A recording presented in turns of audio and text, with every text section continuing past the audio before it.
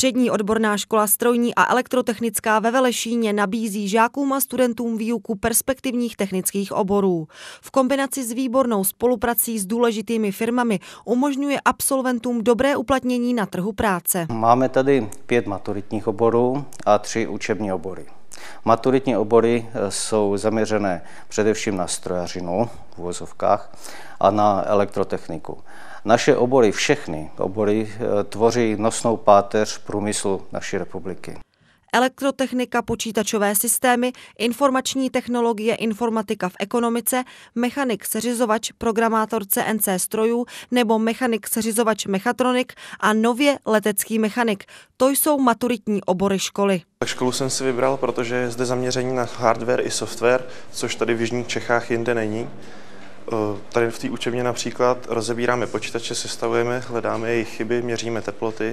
Výuční list mohou žáci na škole získat v oborech elektromechanik pro stroje a zařízení, jemný mechanik a obráběč kovů. Škola spolupracuje se 14 firmami, což jí otevírá cestu k modernímu vybavení. Žákům a studentům zajišťuje během školy praxi, velmi důležité zkušenosti pro budoucí uplatnění.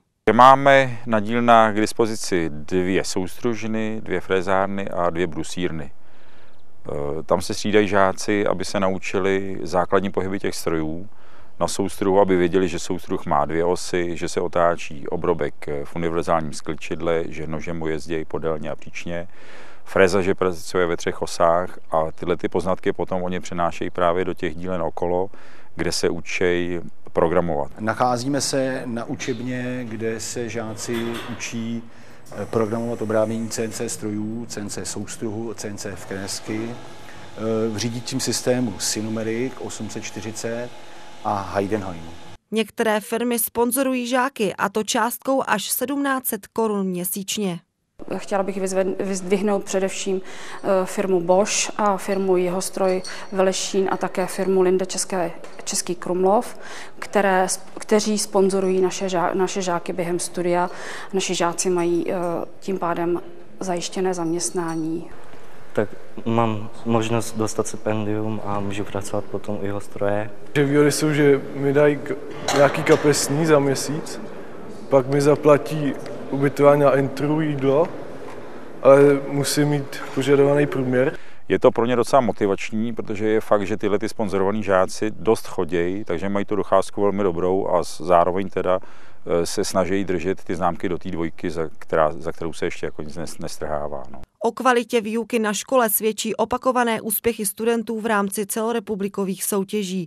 Právě porovnání dovedností a vědomostí v rámci oboru je jasným důkazem úrovně školy. Zúčastňujeme se každoročně soutěží, celorepublikových soutěží, které pravidelně vyhráváme v programování NC a CNC strojů. Třídy jezdí na lyžařský výcvik, využíváme letního výcvikového kurzu ve 3. ročníku pobytem v přírodě. Jednotlivé třídy také jezdí na odborné exkurze. Škola reaguje na vývoj na pracovním trhu. Jedním z kroků vpřed je otevření maturitního oboru letecký mechanik. Perspektiva veliká, už jen vzhledem k rozvoji letiště České Budějovice. Zájem o spolupráci mají také výrobci letecké techniky. V rámci studijního oboru letecký mechanik jsme vstoupili do spolupráce s ředitelstvím školy a nabídneme studentům možnost udělat si letecký výcvik. To znamená, že krom toho, že teda budou schopni si udělat údržbu na letadle, až teda skončí, takže si budou moct i zalítat. Střední odborná škola strojní a elektrotechnická ve Velešíně sídlí ve velkém uceleném komplexu. Součástí je také obrovská tělocvična a dům mládeže s velkou kapacitou. Školní areál nabízí také možnosti sportovního vyžití a relaxace v příjemném okolí. Škola získala příslib na dotaci kompletního zateplení budov.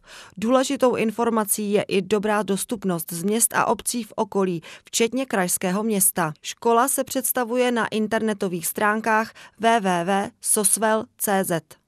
Říká se, že kritérium teorie je praxe a opravdu naši absolventi po ukončení studia, šikovní absolventi neskončí na pracovních úřadech.